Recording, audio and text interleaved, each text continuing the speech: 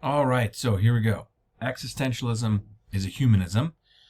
So remember we were saying in the first video there, right, that stop moving around. Anyway, you get the point. My purpose here is to offer a defense of existentialism against several reproaches that have been laid against it. So this is a defense, basically, of the philosophy itself. Now, a lot of, well, Sartre included, but a lot of, more contemporary writers will assume that you have a bit of a background in philosophy. So, for instance, he's talking here about Descartes and the cogito and all this kind of stuff. We're going to have to kind of do our best to skirt around that. Here we got Zola down here, and kind of come at things, more directly. But it's an interesting thing about the likes of Sartre, because they have a perspective, right, of having, witnessed the come and going of a lot of philosophy in the history of philosophy to build on. And so as such, their writing tends to be very rich in the history of philosophy. Now, let us head down here when he is saying existentialism and all that kind of stuff, which you remember what it meant from the last video, right? Actually, we're going to look at a couple of these paragraphs real quick. The question is only complicated because there are two kinds of existentialists. There are, on the one hand, the Christians, and then the other ones are the atheists, amongst whom I place Heidegger and blah, blah, blah. What they have in common is simply the fact that they believe that existence comes before essence, which we talked about, remember? And here's where he explains it. If one considers an article of manufacture as, for example, a book or a paper knife, one sees that it has been made by an artist who had a conception of it, and he was paid and has paid attention equally to the conception of a paper knife and to the pre-existent technique of production, which is a part of that conception and is at bottom a formula. Thus, the paper knife is at the same time an article producible in a certain manner, and one which, on the other hand, serves a definite purpose. For one cannot suppose that a man would produce a paper knife without knowing what it's for. Let us say then that the paper knife, that its essence, that is to say the sum of the formulae, and the qualities which made its production and its definition possible, precedes its existence. The presence of such and such a paper knife or book is thus determined before my eyes.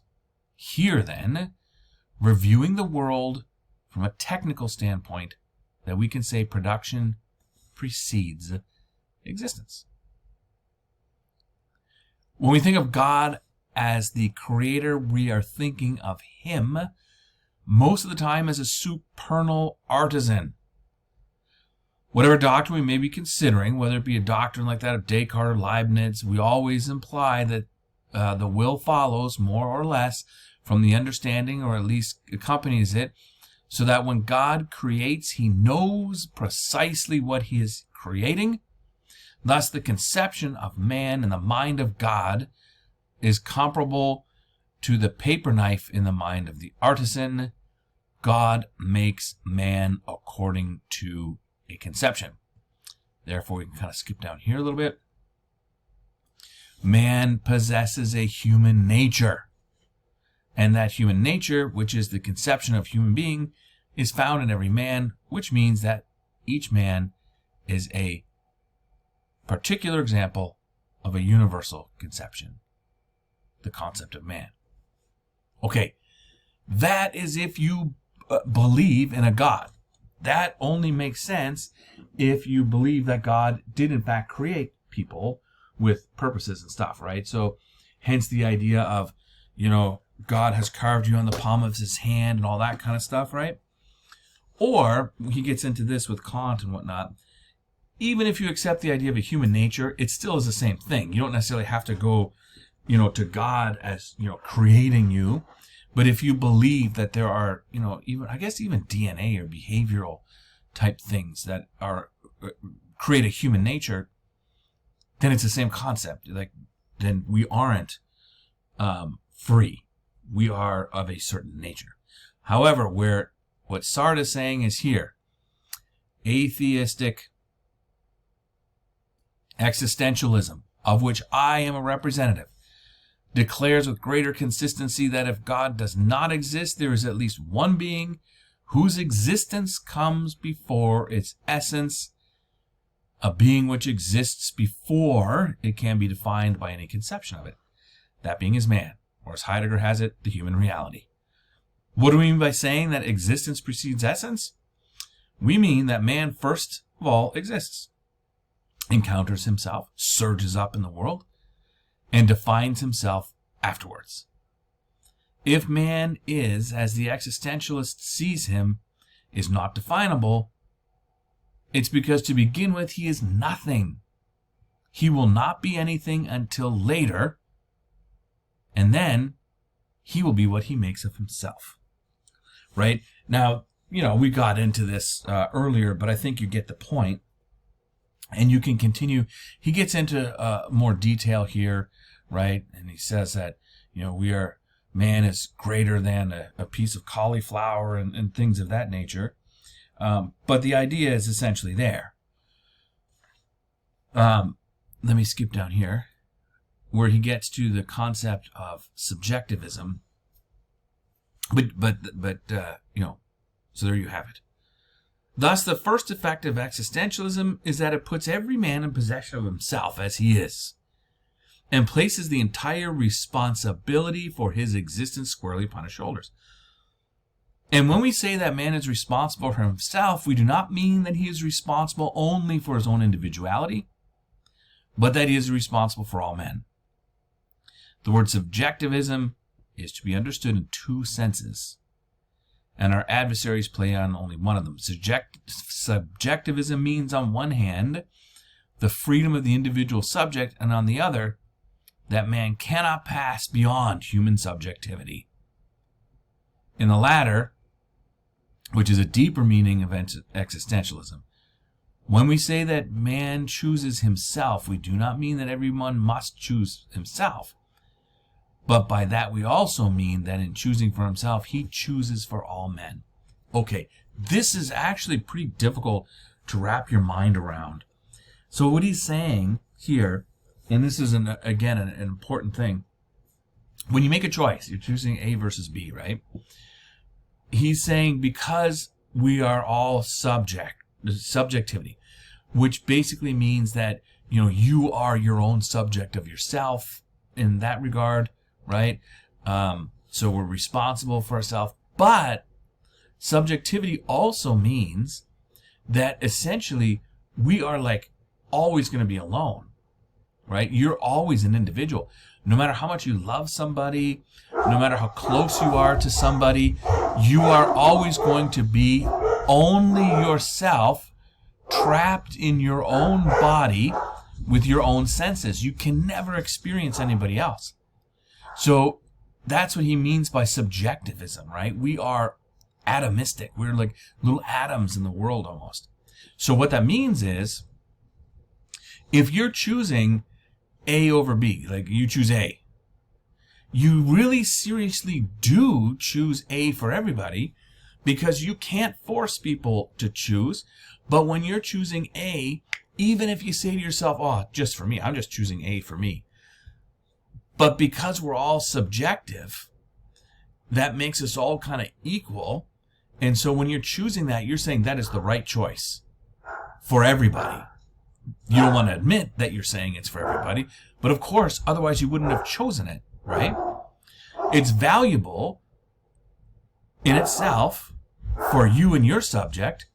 And we're all subject. Therefore, it's value for all of us. That's kind of what it means.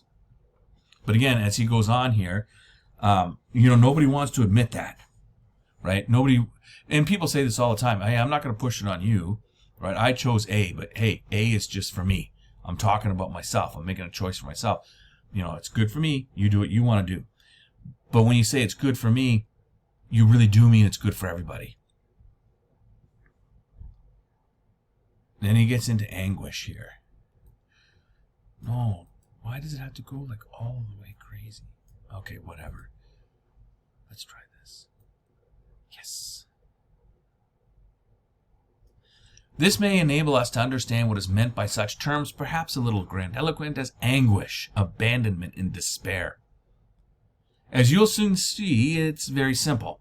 First, what do we mean by anguish? The existentialist frankly states that man is in anguish.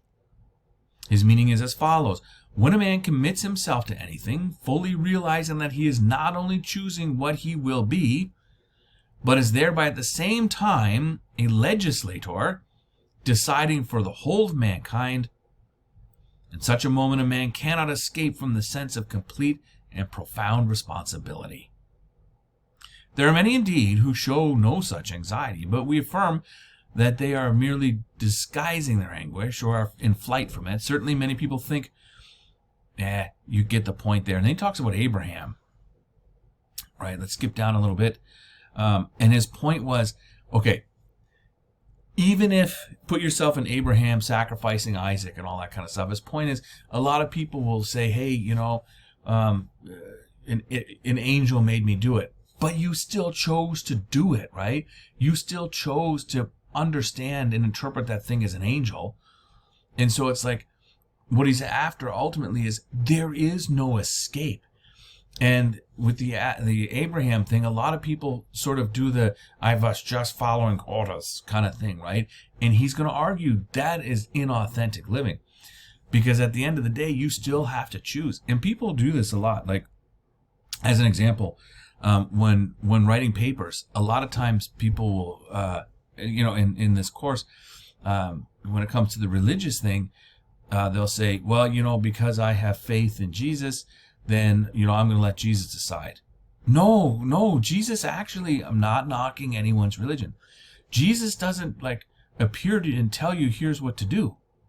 You still have to choose what to do, right? We still have to interpret Scripture. We still have to make choices. In fact, and he makes this choice in here as well, Sartre, you could go to several different priests and get different responses and different advice, right? And just think of how many different Christian churches there are with different ways to interpret how to live based on the same text. So in other words, we still have to decide. All right. Continuing on here. So much so, folks, when he gets into here, a priori and you know what? It doesn't matter. We don't have to get too heavy into this stuff about Dostoevsky and whatnot.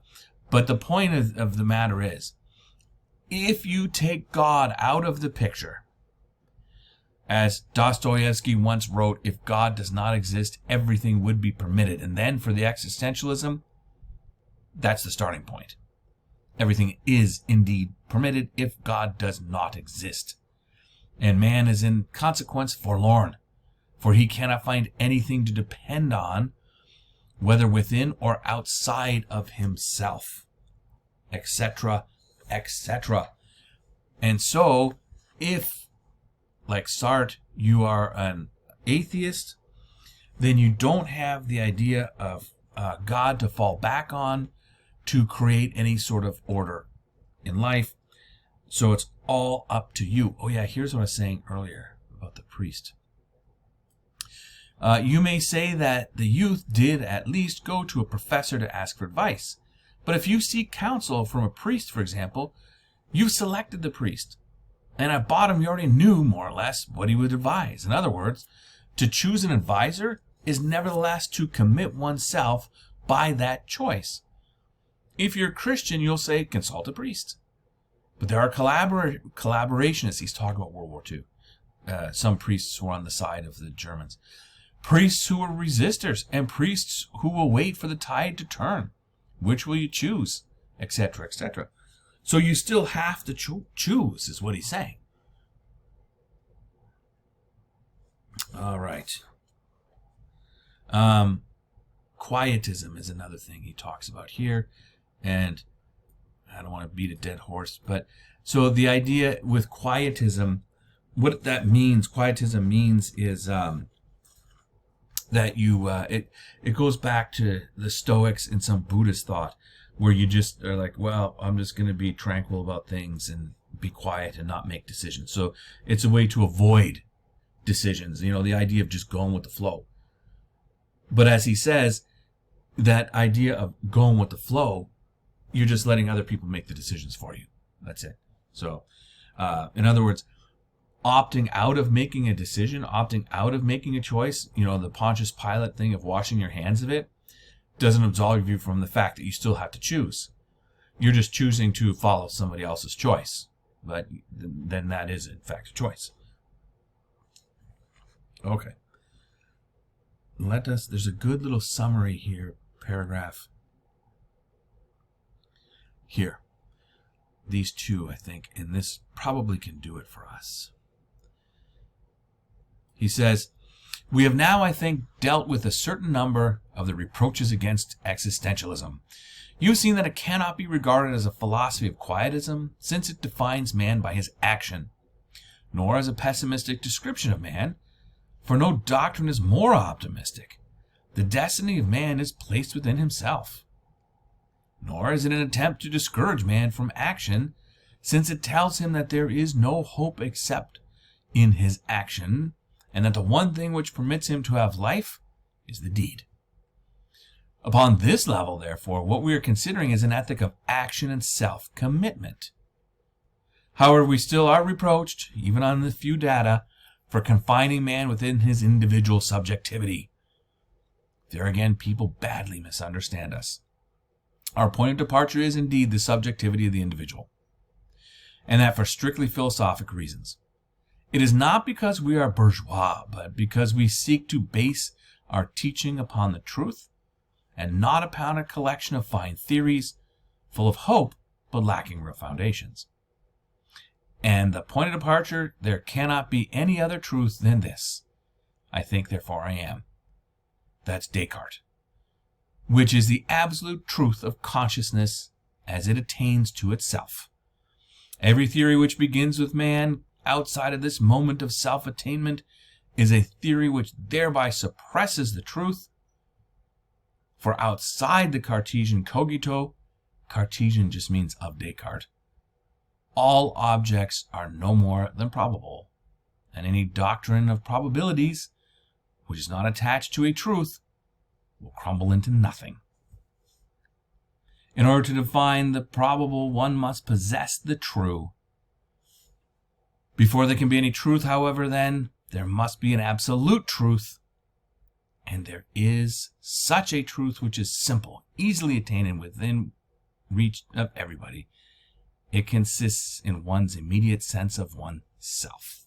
Okay, so here he puts together really how, this essay basically has salvaged existentialism from critics. And you see by the end of it here that it actually, although it may sound kind of pessimistic, right?